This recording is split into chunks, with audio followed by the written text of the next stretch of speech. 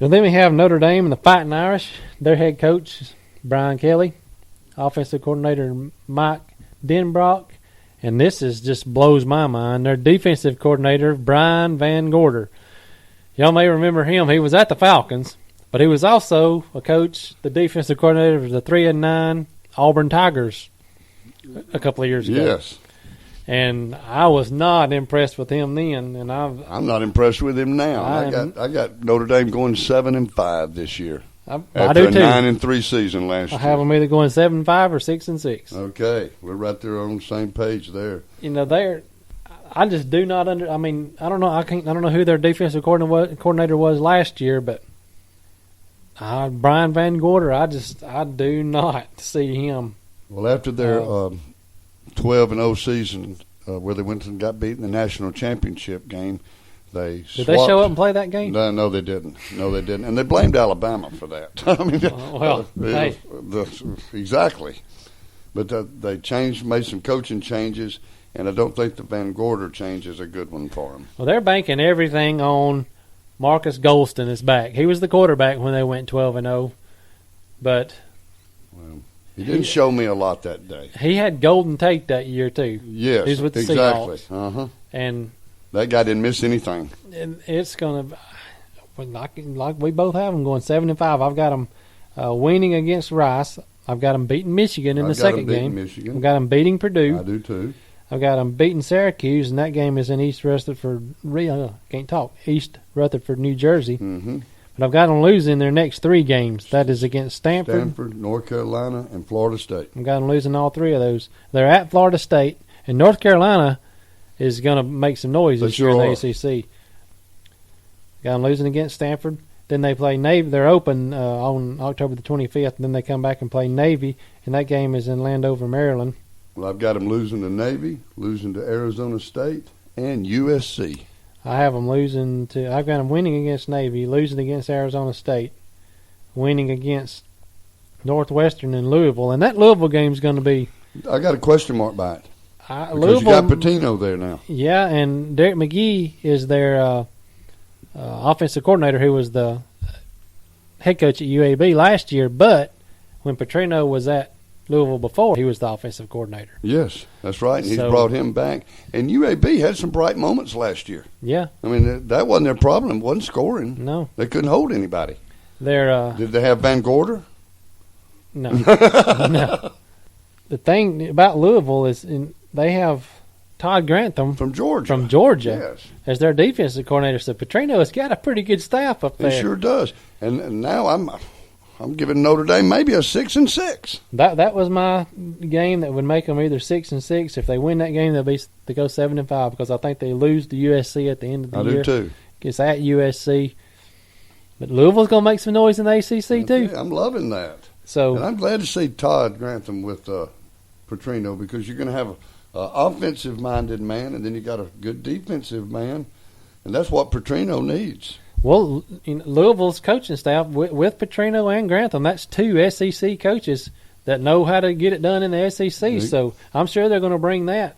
Oh yes, to the will. ACC. Mm-hmm. And you got some fast-paced offenses in the ACC, and it's going to. And Petrino's going to be wide open with his offense. Yeah, you can bet on that. Because that's what he was banking on at Arkansas. He didn't worry about much defense. They were 10-2, 11-1. 9-3 every year at Arkansas. They sure were. And when he left, when he had his motorcycle wreck, they brought in John L. Smith, and it's been downhill ever since. So, well, see, Petrino's idea was to outscore you, defense you a little bit, but outscore you. Yeah. And then when he left, it left them with a lot of players. Some players left, so their offense was kind of destroyed, and no defense. Even though Arkansas had a couple of really good running backs, but couldn't do anything with them. No. So I have Notre Dame 7-5. According to that, however that Louisville game goes, could be 6-6. But I've got them losing to Stanford, North Carolina, Florida State, Arizona State, and USC.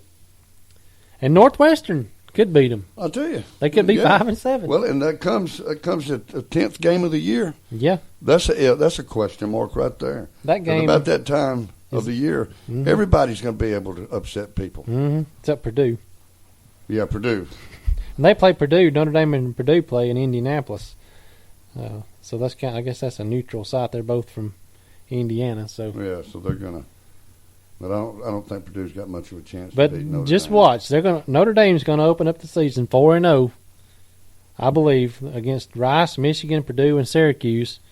And that Syracuse game is in East Rutherford, New Jersey. And I'm giving them a 4-0 start, and then it's going to be downhill from there. Yes, I got them losing the next 3 ball games. Well, I really got them losing the next 5 ball games. It's possible. Yes, because I got them losing to Stanford, North Carolina, Florida State, Navy, and Arizona State. And then you've got Northwestern, Louisville, USC.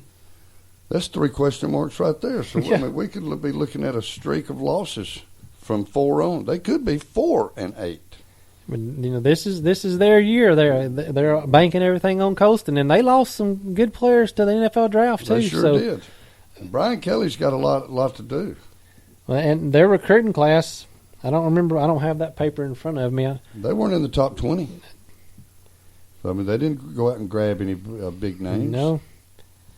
Those first 3 games for Notre Dame, And you never I can't even put a question mark by it. I think they'll win all 3 of those. Well, I mean, Michigan, Even the 4th game. Michigan. Yes, Michigan hadn't been playing ball the last few years. And they don't have anything. I mean, they got the only difference in Michigan this year and from last year is that they got Nussmeier as their offensive coordinator. And he's on a short leash. yeah. But I've got BYU going 12-0. Hey, I tell you, I'm looking forward to seeing how that works. But I mean, I got Navy maybe going 12-0 with a couple of question marks there. You just never know. Well, do you think any of these teams? We'll just take those top 3 we're choosing: BYU, Navy, and Notre Dame. Well, let's just take BYU and Navy because I don't think Notre Dame will make it. But do you think any of those teams out of the independents will make it to the playoff? No, I don't either. no. Even if BYU goes 12-0, I don't think they'll I go don't to the think playoff they will either. because their strength of schedule is not going to be No. very good. Texas and UCF. And if BYU goes 12-0, some coaches are going to lose some jobs. I mean, We'll talk about this later, but Texas is going to be really interesting. I tell you, I have not heard him mention Charlie Strong at all. I haven't heard anything about No, Texas. Nothing. Well, Texas is Except the they're third. losing recruits. Yeah, they're the 3rd school in Texas now. Now, about to be the 4th, like we talked about last week with Texas Tech. Texas Tech could be they're going to be tough. And that's Leach, isn't it? No, that's Cliff Kingsbury. Leach is at Washington State That's now. right. That's right.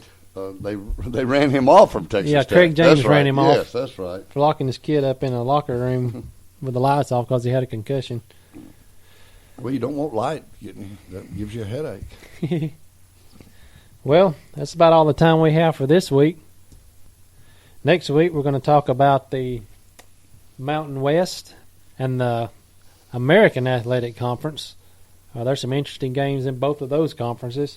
And don't forget, coming up on April the 30th, I think the show will come out on May the 1st. We're going to be talking with Brody Kroll. I'm looking forward to that. I spoke with Brody a few days ago, and he's looking forward to it. We may even drag John Kroll in on I'd love that on too. the What a conversation. super But, guy. Well, we will be back next week, and we will see you then. Thank you very much. Listen to the engines moaning out his one old song. You can think about the woman. Well, football season's over, and it's everybody's favorite season now. It's tax season. Hey, go by and see our friends Conan Smith PC in Rainbow City, Alabama. For all your accounting needs, your corporate, partnership, individual income tax preparation, your monthly payroll, and accounting services. Go by and see them at 3421 Rainbow Parkway, Rainbow City, Alabama. Or give them a call at 256-413-3057. My name is Edie Hopgood. I would like to cast my vote one more time for our family friend and kin, Paul Manning. Paul has helped me through many things over the years. He has never campaigned with false remarks against his opponents. The people of St. Clair County know Powell as a man's man through and through. Cast your vote for Powell Manning, a great man, for the chairman of St. Clair County Commission. This ad's paid for by the Paul Manning Campaign. P.O. Box 119, Wattsville, Alabama 35182.